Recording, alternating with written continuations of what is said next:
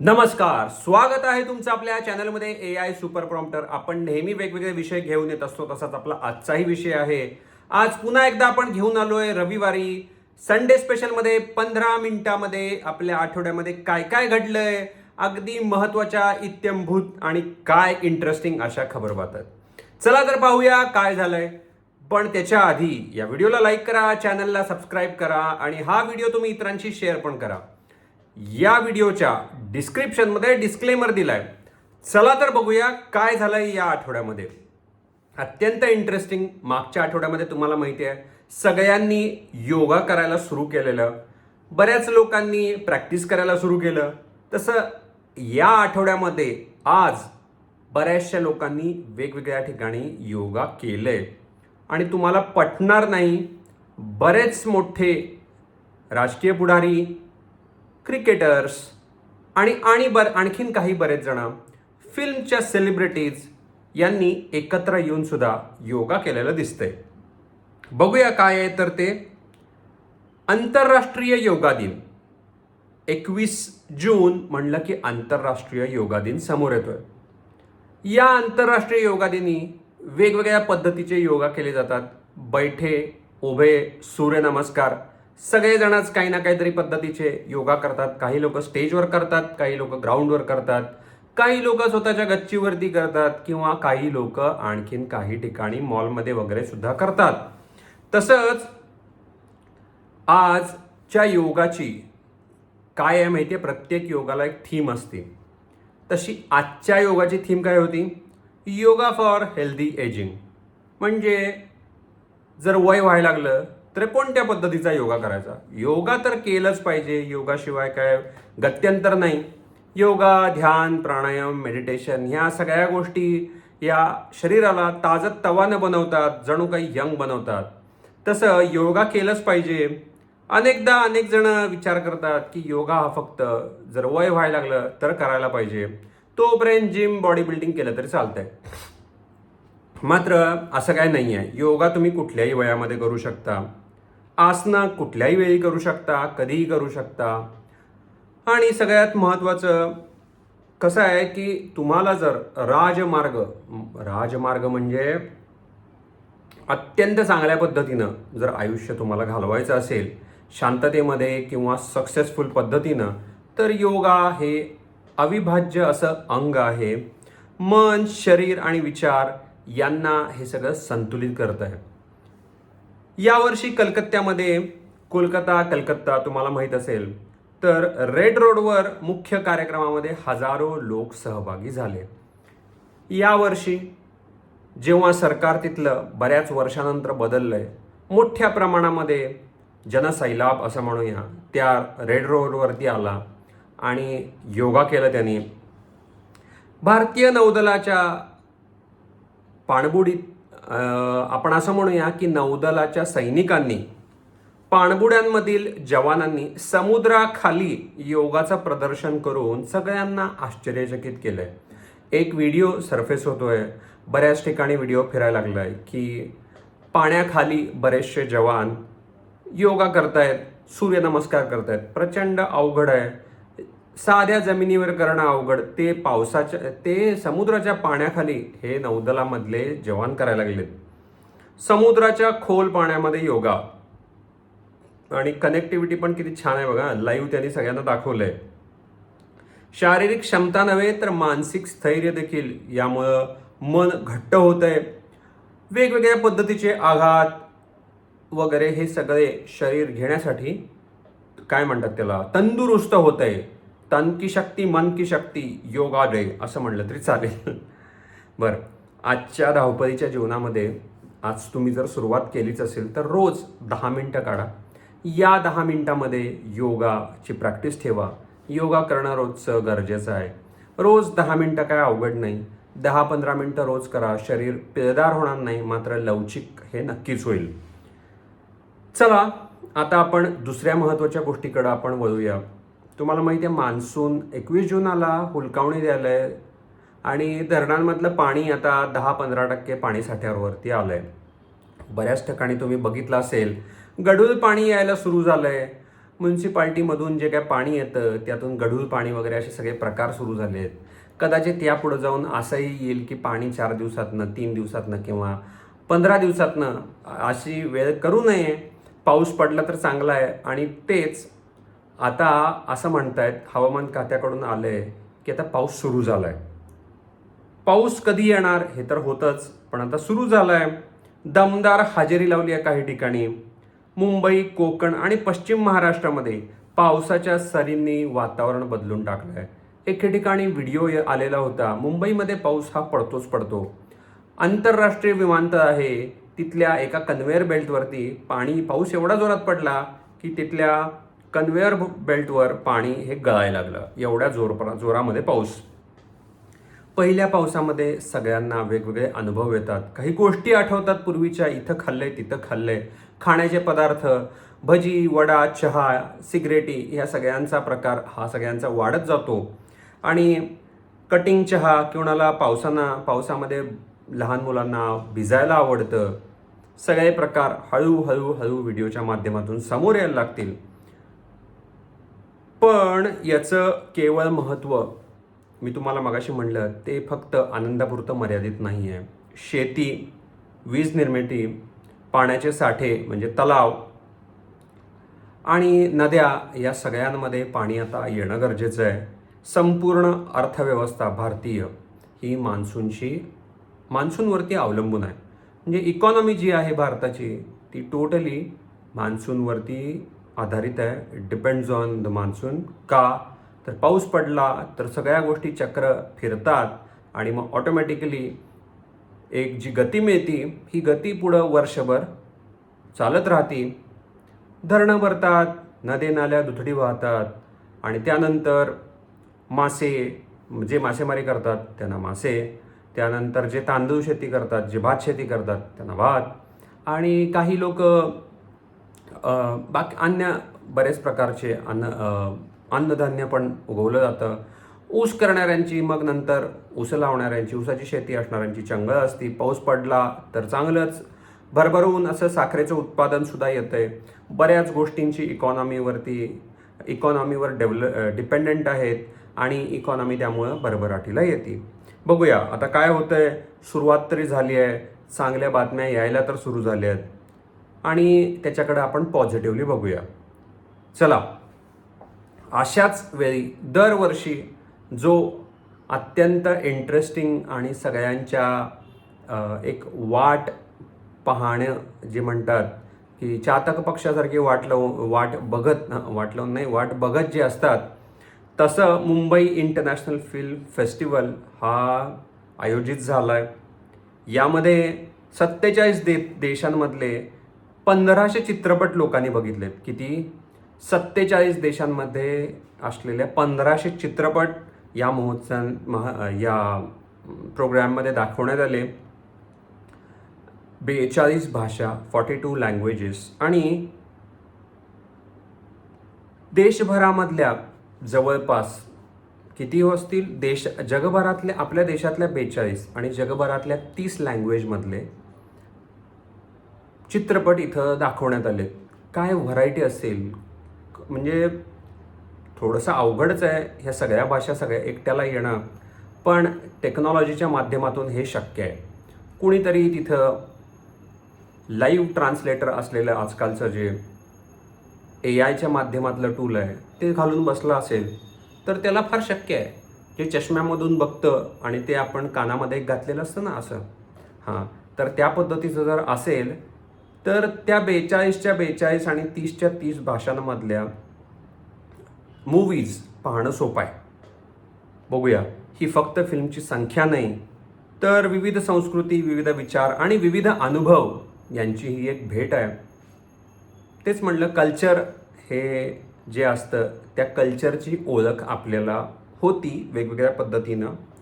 आणि आजकाल तर काय OTT प्लॅटफॉर्ममुळं शक्य झाले. OTT प्लॅटफॉर्म जसं नेटफ्लिक्स आहे, ॲमेझॉन प्राईम आहे, असे जे OTT प्लॅटफॉर्म्स आहेत, याच्या माध्यमातून तुम्हाला एखाद्या भाषेमधले चित्रपट आवडले तर तुम्ही ते पुढं कंटिन्यू करू शकता. सिम्पल. त्यामुळं जेव्हा एवढ्या मोठ्या प्रमाणावरती मूवीज येतात आयडियाज येतात, कॉन्सेप्ट फ्लोट होतात, तेव्हा ऑटोमॅटिकली बॉलिवूडमध्ये तर मूवीज पुन्हा एकदा यायला सुरू होतात. बऱ्याचशा आयडियाज, नवीन नवीन कल्पना सुचतात. नव्या कलाकारांना आणि नव्या कल्पनांना एक प्रकारे स्टेज मिळत आहे. कथा लोकांना जोडतात, मूवीज लोकांना कनेक्ट होतात. अनुभव हे सगळीकडं बऱ्यापैकी इकडून तिकडून म्हणलं तर काही वेळा कनेक्ट होतच असतात. तर या सगळ्या गोष्टी एक प्रेरणादायी ठरतील असं एक अंदाज आहे. पाहू आता कसं कसं आणि किती किती पुढं जात आहे हे. पण नक्की सगळ्यांनी इंटरेस्ट घेऊन हा जो फिल्म फेस्टिवल होता तो सेलिब्रेट केला आहे. महत्त्वाची गोष्ट, महिला अजून एका ठिकाणी आपलं पाय मजबूत आपले स्थान मजबूत करताना दिसत आहेत. ते म्हणजे हॉकी संघाचा शानदार असा विजय झाला आहे.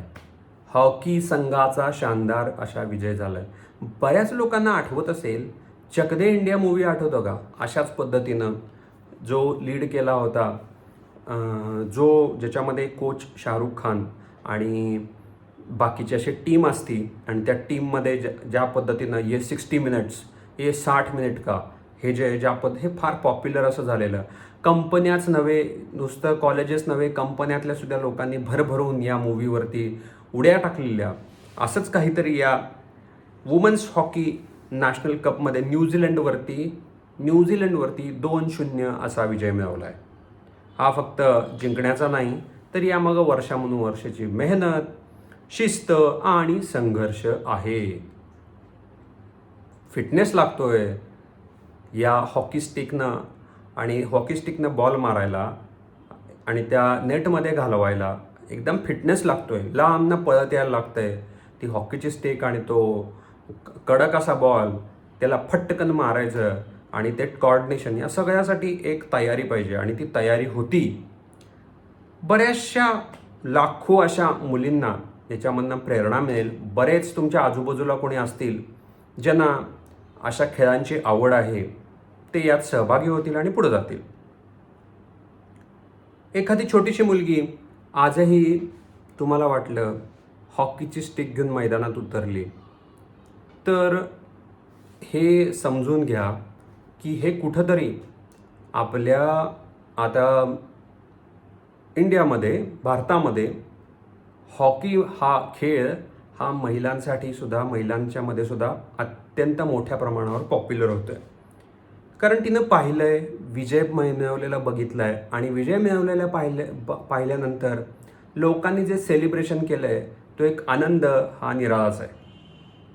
आणि सगळ्यात शेवटचं आणि महत्त्वाचं म्हणजे स्वप्न पाहणाऱ्यांसाठी भारतामध्ये काहीही कमी नाही. भारतामध्ये जे स्वप्न पाहिलं जातं असं म्हणतात की ते पूर्ण होतं. आणि उघड्या डोळ्यांनी पाहिलेले असेल तर स्वप्न, तर तुम्ही नक्कीच आज ना उद्या पुन्हा एकदा ज्या पद्धतीनं या हॉकी टीमनं स्थान मिळवलं आहे, सगळ्यांच्या समोर पुन्हा एकदा एक विजय मिळवून दाखवला आहे, तसंच काहीतरी तुमच्या बाबतीतही घडू शकतंय.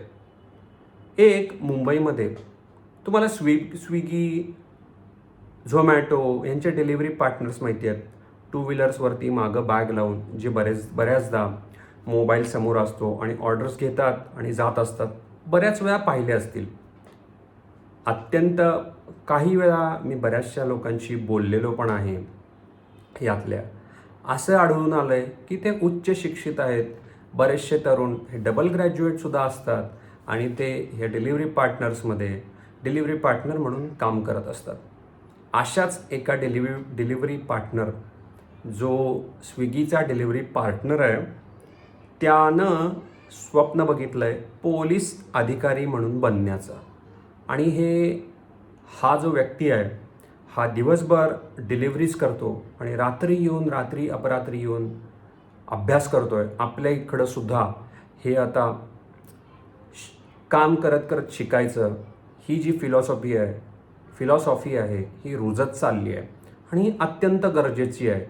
तुम्ही काम करा आणि त्याचबरोबर तुम्ही शिका आणि तुम्ही त्या शिकण्याचा अनुभव हा त्या कामामध्ये इम्प्लिमेंट करा. आणि पुन्हा एकदा तुम्हाला आणखीन जर काही शिकायचं असेल तर संधी ह्या अवेलेबल आहेत. आणि असंच या एका डिलिव्हरी पार्टनरने ठरवलं आणि त्याचं स्वप्न की बाबा मला पोलीस अधिकारी बनायचं आहे हे त्यानं ठरवलं आहे आणि तो आता जोमानं अभ्यास करतो आहे.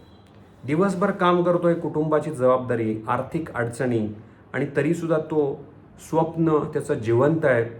लाखो भारतीय तरुणांची हीच स्टोरी आहे.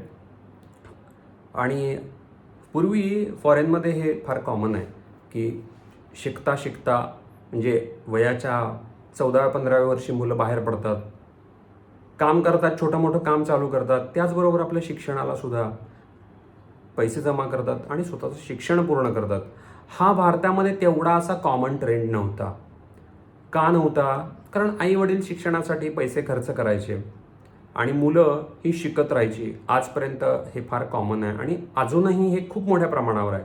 पण आजकाल नवीन आलेल्या तरुण पिढीला हे लक्षात आलं आहे आणि नवीन आलेली तरुण पिढी ही अनुभवायला लागली आहे की कुठलंही काम हे छोटं नाही आहे. त्यामुळं ते अशा पद्धतीचं काम घेतात आणि स्वतःचं शिक्षणाबरोबरच हे काम करत करत ते पूर्ण करतात.